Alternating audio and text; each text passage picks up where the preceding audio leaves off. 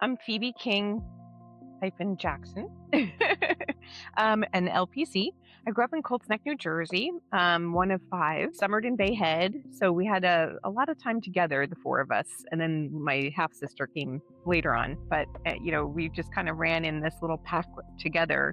We've had some mental health struggles in our family with depression, with my dad, my grandfather, my sister, and every time that I would talk to somebody, they'd be like, you give good advice. I'm like, oh, okay. So then I decided, well, I think I'll become a teacher. But then as a teacher, they were like, wow, you really are great with the kids. Like you really resolve conflicts really well. And like, maybe you should be a therapist. And I'm like, okay. So that's how I led into becoming a therapist. It was in the back of my mind always, but then that experience as a teacher, I'm like, I kind of like this. So I like helping people.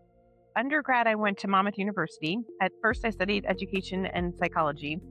Then I went to Georgian Court University where I was doing my master's in education and then decided to do a dual master's in psychology. So during my internship, I showed up on my first day and they said, here we are. This is a crisis situation.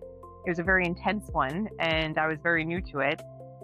Went in and dealt with the crisis and then came out of it like, I kind of like this crisis work. So that's where I started with my focus being in trauma. So children of trauma, adults of trauma. And then it just kind of evolved into, clients that are married and couples and dealing with relationship struggles. And again, that conflict resolution was one of my stronger points. And that's where I'm today. So I was CBT trained, cognitive behavioral therapy, but I also have learned emotion-focused therapy, the Gottman method of couples counseling, a little Gestalt thrown in there. So whatever, again, it's like whatever's in the chair in front of me, I kind of have to conform and use my toolbox, the tools there that I have to fit that person individually.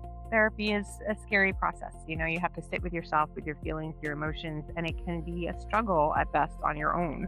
So then to trust the person that you walk into their room for the first time and share your soul, it's hard. But again, Dr. Cooper Sarosh, he has done a great job of getting all these people that are going to put the white gloves and care for the person in front of us. We don't judge as therapists. We are totally neutral and we're going to care for whatever is said in that moment and make sure that you walk out feeling a little better than you did when you walked in.